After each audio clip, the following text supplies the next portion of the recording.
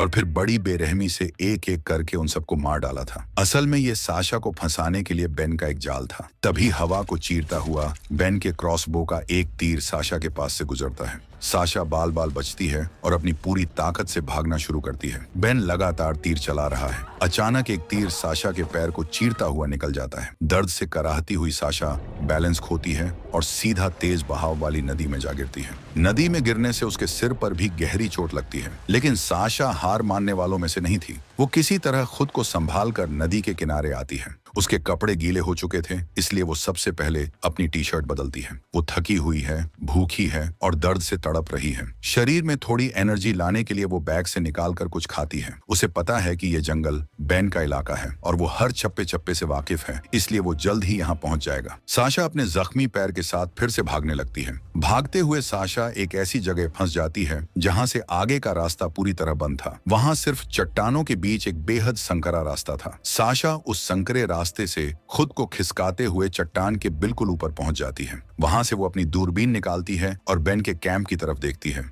उसकी बोट अब भी वहीं थी, लेकिन तभी वो देखती है कि बेन उसका पीछा करते हुए बिल्कुल उसी चट्टान के नीचे पहुंच चुका है। साशा तुरंत चट्टान की दीवार से थोड़ा नीचे उतरती है और एक बड़े पत्थर के नीचे छुप जाती है। बेन ऊपर आता है और चट्टान की दरार से नीचे झांकता है। साशा की सांसें अटकी हुई हैं। किस्मत से बेन को वो दिखाई नहीं देती और वो वहां से चला जाता है। उसके जाने के बाद साशा ऊपर आती है। वो एक बेहद खतरनाक फैसला लेती है। वो सीधे बेन के कैंप पहुंच जाती है, क्योंकि वहां से बाहर निकलने का इकलौता रास्ता उसकी बोट थी। कैंप पहुंचकर वो देखती है कि बेन बड़े आराम से नदी में नहा रहा है, जैसे उसे पूरा यकीन हो कि उसका शिकार कहीं भाग कर नहीं जा सकता। साशा बिना आवाज किए पानी के अंदर से तैरते हुए बोट तक पहुंचने की कोशिश करती है, लेकिन बेन इस खेल का पुराना खिलाड़ी था। उसने बोट के नीचे एक मेटल का ट्रैप बिछाया हुआ था। जैसे ही साशा बोट के पास पहुंचती है, उसका पैर उस ट्रैप में फंस जाता है। बेन उसे तड़पता देख मुस्कुराता हुआ उसके पास आता है, लेकिन साशा हार नहीं मानती। वो तुरंत बैग से अपना पेपर स्प्रे निकालती है और सीधे बेन के चेहरे पर डाल देती है। बेन की आंखें बुरी तरह जलने लगती हैं और वो चीख पड़ता है। साशा देखती है कि बेन का क्रॉसबो वहीं रखा है।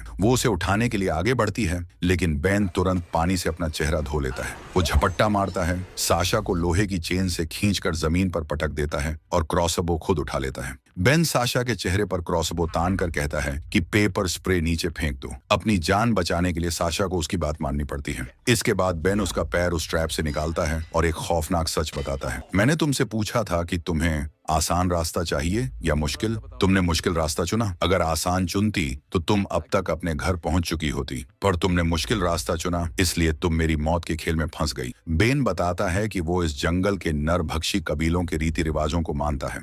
उनका मानना है कि हम जिस इंसान को मारते हैं उसकी आत्मा हमेशा के लिए हमारे अंदर जिंदा रहती है। अब मैं तुम्हें मारूंगा और तुम हमेशा के लिए मेरे अंदर जिंदा रहोगी। रात हो चुकी है और साशा को बेन ने बाहर बारिश में बांध कर रखा है। वो पूरी रात बारिश में भीगती और कांपती रहती है। अगले दिन बेन साशा के हाथ बांधकर उसे अपनी बोट में डालता है और एक खौफनाक जगह ले जाता है। रास्ते में बेन साशा को उसके अतीत के बारे में बताता है। तुम्हें क्या लगा मुझे तुम्हारे बारे में कैसे पता? मैंने रेंजर के रजिस्टर में तुम्हारा नाम देखा था। तुम वही हो ना जो अपने पति टॉमी के साथ ट्रोल बॉल पर गई थी और तुम्हारी वजह से वो मारा गया? साशा कहती है वो सिर्फ एक हादसा था। बेन उसे खींचता हुआ पानी के रास्ते एक अंधेरी गुफा में ले जाता है। गुफा के अंदर का नजारा देखकर साशा की रूह कांप जाती है। वहां उसी परिवार की सूखी हुई लाशें थीं, जिनका वीडियो उसने बेन के फोन में देखा था। बेन कोई आम कातिल नहीं था। वो एक साइकोपैथ था जो लोगों को मारकर उनकी स्किन सुखाकर ब्लैक मार्केट में बेचता था। बेन साशा को बताता है कि आज तक उसने किसी भी इंसान की आत्मा को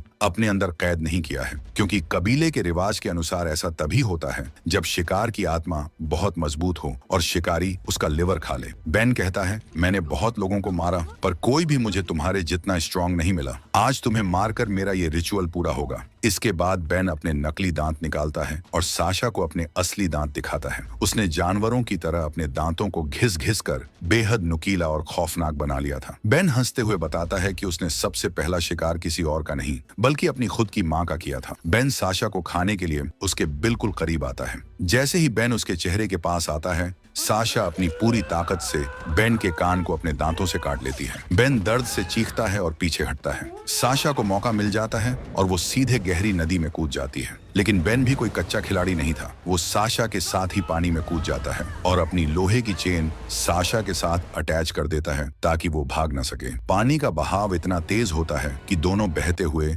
सीधे एक विशाल झरने से नीचे जा गिरते हैं। पानी के अंदर गिरने पर बेन का सिर एक भारी पत्थर से टकराता है और वो वहीं बेहोश हो जाता है। बहते हुए दोनों किनारे पर आ जाते हैं। साशा अपने हाथ बंधे होने के बावजूद एक भारी पत्थर उठाती है और बेन का सिर कुचलने ही वाली होती है कि तभी बेन को होश आ जाता है। बेन साशा पर पलटवार करता है और उसे जमीन पर गिरा देता है। बेन साशा को वहीं मार सकता था, लेकिन वो अपने इस खौफनाक खेल को इतनी आसानी से खत्म नहीं करना चाहता था। वो साशा को जिंदा छोड़ देता है ताकि वो उसे तड़पा कर मार सके। लेकिन बेन की ये भूल उस पर भारी पड़ती है। साशा को एक पल का मौका मिलता है। वो वहीं पड़ा एक भारी पत्थर उठाती है और पूरी ताकत से बेन के पैर पर दे मारती है। बेन के पैर की हड्डी बुरी तरह टूट जाती है और वो दर्द से चीख उठता है। अब दोनों ही बुरी तरह लहूलुहान और थक चुके हैं। वो दोनों उसी किनारे पर पड़े रहते हैं। रात हो जाती है। मौत को सामने देखकर साशा के दिल में दबा हुआ वो सारा दर्द बाहर आने लगता है। वो बेन या शायद खुद से बात करते हुए कहती है,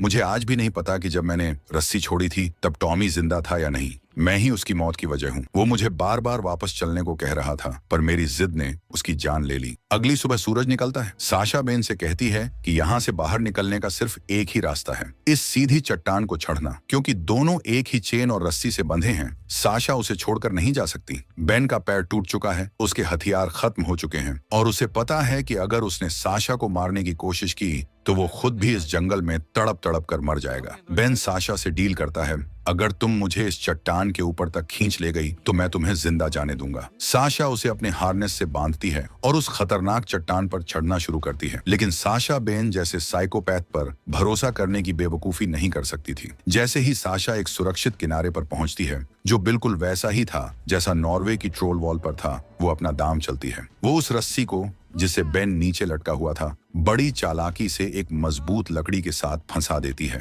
और अपने हार्नेस को जानबूझकर ढीला कर देती है। बेन, जो नीचे से साशा की हरकतें महसूस कर रहा था, समझ जाता है कि साशा कुछ चालाकी कर रही है। साशा को मारने के इरादे से वो पूरी ताकत से रस्सी को नीचे की तरफ खींचता है, लेकिन साशा ने यही तो प्लान किया था। जैसे ही बेन ने झटका मारा, साशा का ढीला हार्नेस खुल गया। बेन का बैलेंस बिगड़ता है और वो चीखता हुआ उस गहरी चट्टान से सीधे नीचे जा गिरता है। पत्थरों से टकराकर बेन की दर्दनाक मौत हो जाती है और इस तरह इस साइको शिकारी का खेल हमेशा के लिए खत्म हो जाता है। लेकिन साशा की जान अभी भी खतरे में है।